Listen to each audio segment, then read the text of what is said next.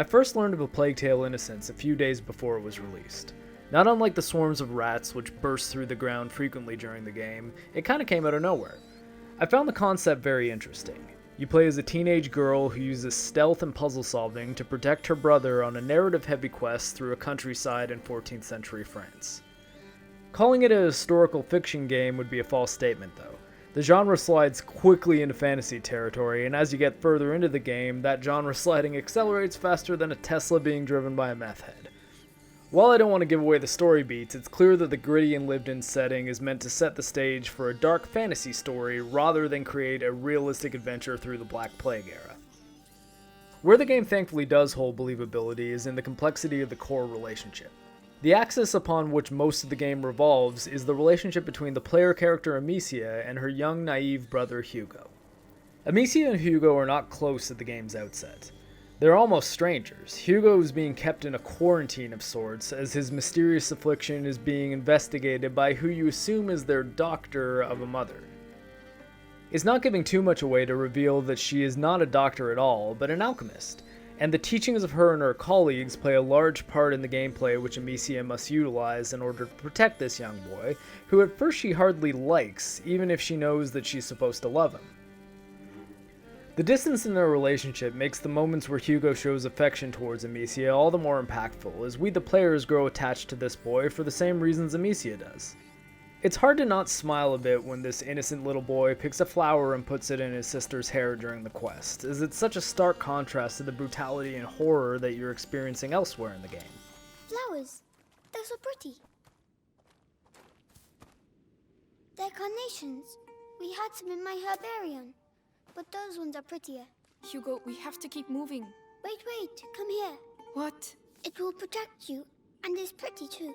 Oh, all right. Now we can go. Thank you, Hugo. You're welcome.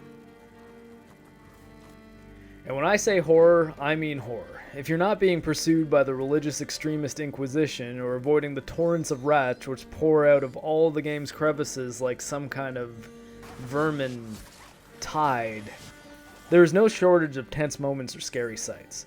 Some of the imagery in this game is downright brutal, to the point that I'm surprised they stopped short of doing the Tomb Raider 2013 "Why God, why?" death animations.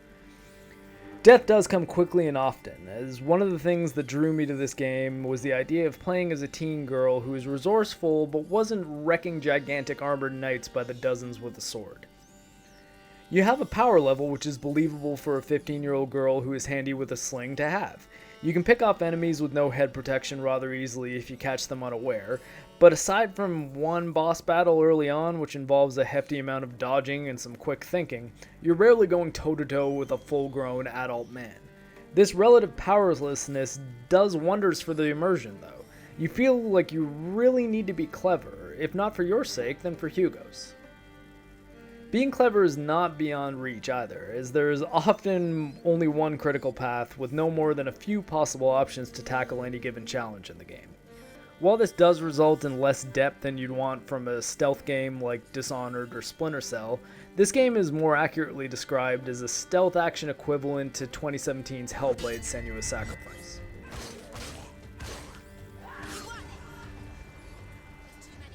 For those unfamiliar with that game, HELLBLADE was a very linear action puzzle game which had straightforward and simple combat and some semi-challenging puzzles, but was primarily a character-driven narrative experience.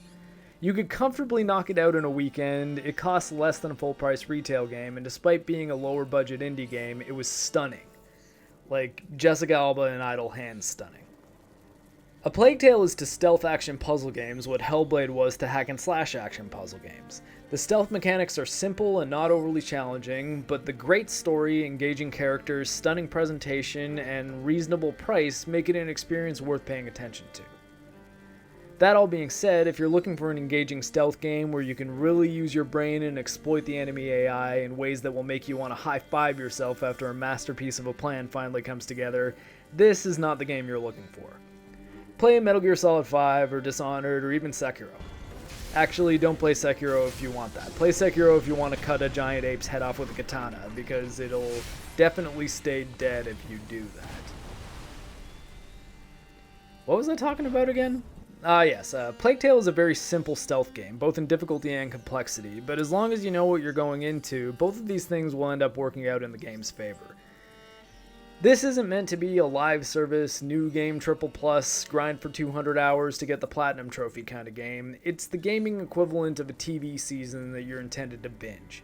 It's rather short, with my playthrough taking about 10 hours, but that feels like the right length for the story being told, and while the gameplay was substantial enough that I did feel like I needed to use my brain, it was never so challenging that I hit a wall which would pull me out of the story. The pace of both the narrative and the gameplay felt just about right to me, a subjective observation for sure, but one that I'm confident most will come away agreeing with. Part of what makes this game so engaging is the fantastic performances. The French accents on the English audio track are much appreciated, as I was kind of worried that this game would pull an Assassin's Creed Unity and have all the quote-unquote French people in the game speak with British accents. Arno? Who are you talking to? No one, monsieur. You'll be happy to learn I persuaded Olivier to leave off calling the Marshalsea. Again. Je vous remercie, monsieur. What is this? The 6th time? The 7th? Perhaps a new hobby might be better for your health. Well, I find playing cards affords many opportunities for fresh air and exercise. What is this book about? It's the story of a little boy who's going to get a lot better now. Right, I'm starving. Anyone else? Me? Come and eat then. I think we deserve it. Simple touches like an inflection of the language which is meant to be heard do a lot for the immersion, and even coming fresh off of 3 games in a row with Japanese audio, I never felt the need to switch to the French track. That being said, I could see going through the game a second time with the French audio and English subtitles providing a fresh experience. So I'm sure you're asking, does MarcTheCyborg recommend A Plague Tale: Innocence? Similar to the reason why I maybe made my Yakuza 0 video in the first place, the answer is a firm maybe. If you enjoy narrative games and don't mind a finite adventure which you experience like a movie or a novel, then yes. Although it may be worth noting that even at the modest price, the game is still not might as well buy it cheap. In Canada it's $60, which is $20 less than our new game MSRP, but that's still a fairly substantial amount of money, so it may still be worth waiting for a sale. At $30, I'd call this game an absolute must-buy. However, I did not regret paying the game's asking price. The writing, performances, presentation, and story more than justified the price of admission to me, and if you enjoy these narrative experience games, I'm sure it will for you as well. But if you're at all hesitant, wait for a sale on your platform of choice and discover the mysteries of the macula.